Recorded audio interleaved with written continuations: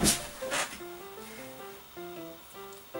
guys, it's me, Fiona here. I pretty much always am scrambling last minute to get my Halloween costume together and putting -100 effort into it, but this is the first year in a long time that I'm actually trying and I'm sewing something and I'm spending a lot of money on it. I'm on my reading week currently, so that is a 1-week break I have at school and then I'm back at it again. So I thought I would take this chance to sew something, especially because it is the week before Halloween. So pretty much I have a week to sew this entire costume. Halloween aside, I still want to shoot this cosplay, so I'm kind of telling myself that, like, you know, if Halloween doesn't go as planned, because last year it did not go as planned, or, you know, I don't end up finishing it, I can always shoot it and wear it later. So I'm still, like, either way, happy making this costume. Pretty much, I'm breaking this video up into a few parts.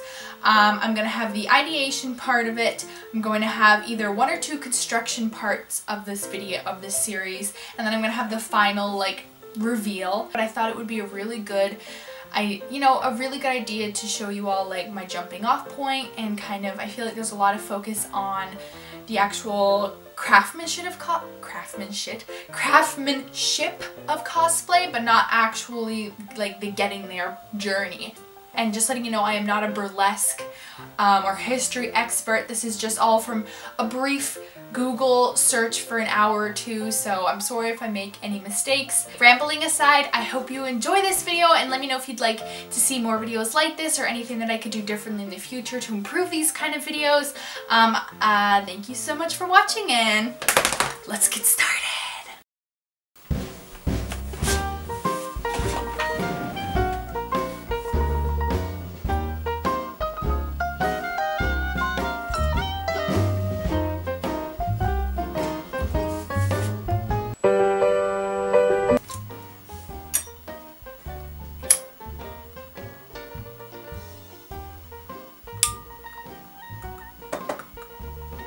I guess this is going to be a video on my Miss Kitty from the Great Mouse Detective cosplay. So I've already kind of got a little bit going, but I just want to take you guys on this journey and kind of bring you along my wild thought process. So I hope this video works out. I've never done anything like this before, so let's see. So I think my starting off point for this video in particular is going to be pulling inspiration photos from Burlesque and more of the earlier times of Burlesque.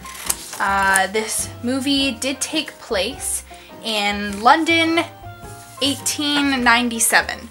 So not quite the 1900s, but very close. The outfit that she does wear, Miss Kitty, in the movie, it is a burlesque type showgal kind of outfit. So I just kind of want to explore that area. I'm very unfamiliar with, I'm familiar with the, you know, Americanized burlesque movie kind of burlesque. Not really more of the traditional stuff. So I kind of want to start from there.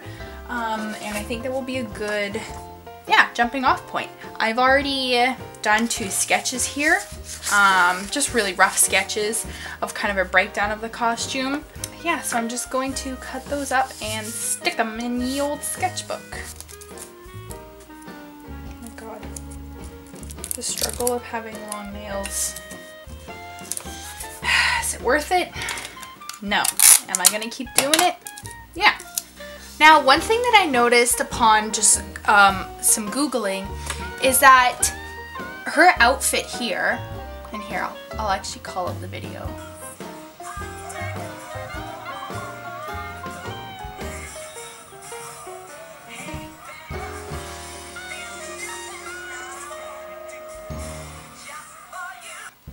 So yeah, it's kind of like a burlesque-esque outfit, kind of showgal. Although, upon my research, my very basic research, this is also a cosplayer that I found for inspiration very quickly. I'll link her Instagram down below. She's an Australian cosplayer. Really, really cute cosplay.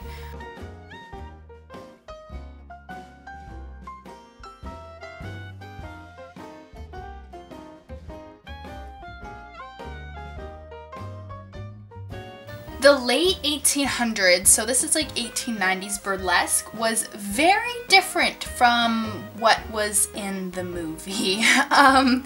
So they were still kind of, like, here's another example. They were still kind of modest at that time. So here, you know, they've got the tight, I mean, obviously for that time, it was like, whoa, super revealing. You're basically naked on stage.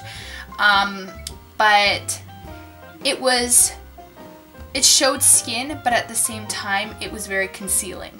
So it's very different from what is in the movie. Now, when I moved into the more 1920s, 1930s, the style of burlesque changed a lot, and I feel like it fit what was shown in the movie a whole lot more.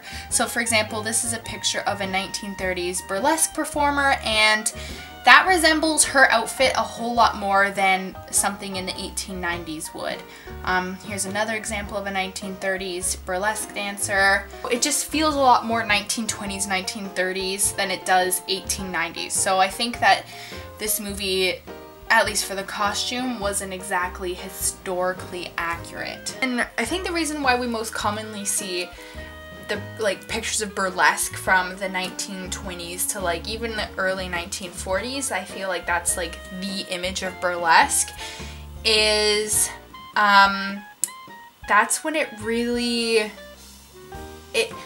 took its mold and its shape, while as compared to like the 1890s burlesque here, and this is 1920s, 1930s, there's quite a difference, but this is still very modern looking in a sense. Apparently, during the Great Depression, burlesque suddenly became very popular because people couldn't necessarily afford Broadway, but they still wanted to see some form of entertainment.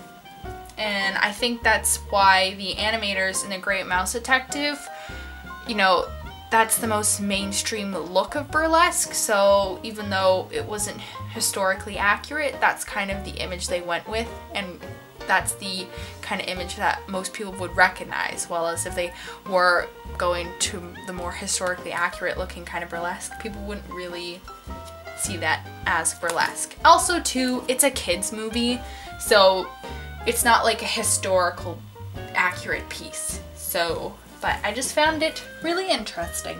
So this is definitely the look that I'm kind of like settling on. My biggest problem with making this outfit is I'm really not sure how I want to go about creating this kind of bustle, feathery look. So I was just kind of looking around at burlesque outfits and, you know, how to go about making them. There's actually very little information on how to make burlesque outfits. I thought it would be a lot more of a popular search, but apparently not. So this outfit is the Pink Diamonds costume from the movie Moulin Rouge. Probably butchering how to say that. But I found it really interesting because this costume is sewn in separate pieces. So here's the top piece here, and then underneath, the bustle is attached underneath it. But my only issue is that my costume right here is quite open near the crotch area, so I'd probably be going off on the original design if I were to do something like this, which isn't necessarily a bad thing, but like, is it still gonna be fairly like recognizable? And this one cosplayer here, she attached it like onto the body piece itself, so it gave that like open crotch area there. So I don't know what look I'm going for. Both are really pretty, so I'm really torn. This is how they made that costume, the Moulin Rouge Pale Diamonds one. They are attached to the waist with a wide pink satin waistband which only reaches around the hips. The waistband is lined with white cotton and has lines of metal eyelets which are used to tie the skirt onto the bodice. And here I can see the lace which they talked about when securing the ostrich feathers. But but it's a very, very different look if I were to do it this way from the original. So I don't know. I don't know. You know, that same note, the Burlesque Outfit from Burlesque is also a two-piece outfit, and you know, I think that's similar. Like if I were to do something like this, I think it would still give a really cute effect. I'm so torn, but I need to figure this out before tomorrow. I'm just very concerned about making it look complete in a sense, and not having it look like I just tacked feathers on with a hot glue gun, which is not going to be the case. But, okay, I think I had a kind of breakthrough moment, not really that breakthrough, but breakthrough for me when I was downstairs making a cup of tea. So, conclusion. I think I am going to make a two-parter corset costume. So then underneath here, I'm going to make a pair of like garments almost that match the color of my corset. And then reading the Moulin Rouge Pink Diamonds little blurb there about how it was made briefly, or a brief blurb about how it was made, it looks like underneath in this waistband that they claimed was underneath the corset, there were a set of eyelets that then they had the strings here at the bottoms of the corset and underneath go in and loop and secure that. Yeah, I'm gonna work on a sketch and get that to you guys. Breakthrough, let's go make that tea.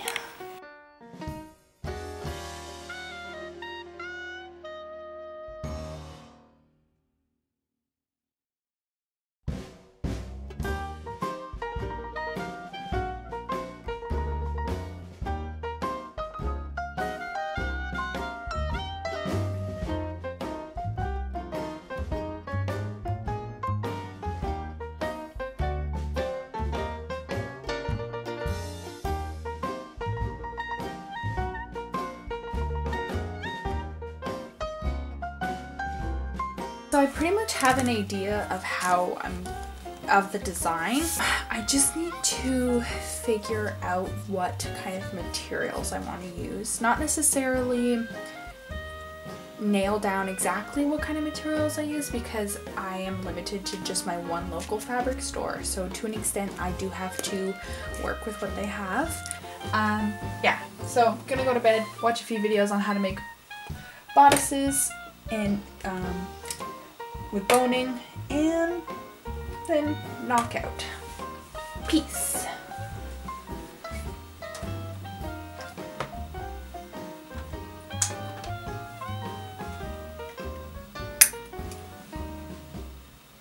Rise and shine, let's get that bread, Dabs. Yeah, I'm off to the fabric store and I'm gonna try and bring you guys along with me a little bit. I'm not gonna be vlogging, but I'll kind of be like discreetly whips my phone out and just kind of like pans around quickly kind of thing, if you catch my drift. So let's go fabric shopping!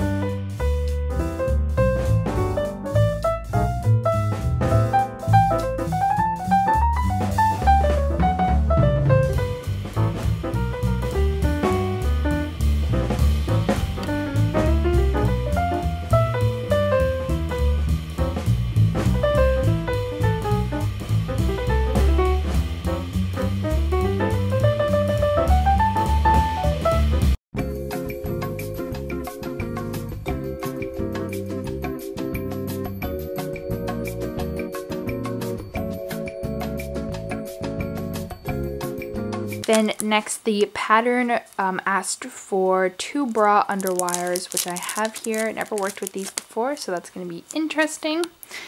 I have some cotton string for the back of the corset. I have these little like tear-shaped rhinestones, which I'm going to be adding onto the bodice.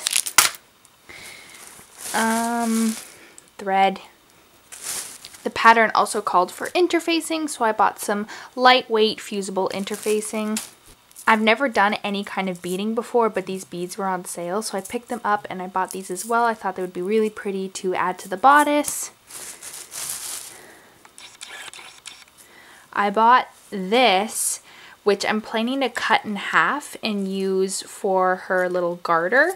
And add just a blue strip down here and somehow attach it. It doesn't have any stretch to it, so I'm not quite sure I'm going to attach it yet, but I thought it was like really perfect, just that one strip there for her little garter. The pattern also called for bias tape, so I bought extra wide double folded bias tape and a similar color to the fabric of the bodice.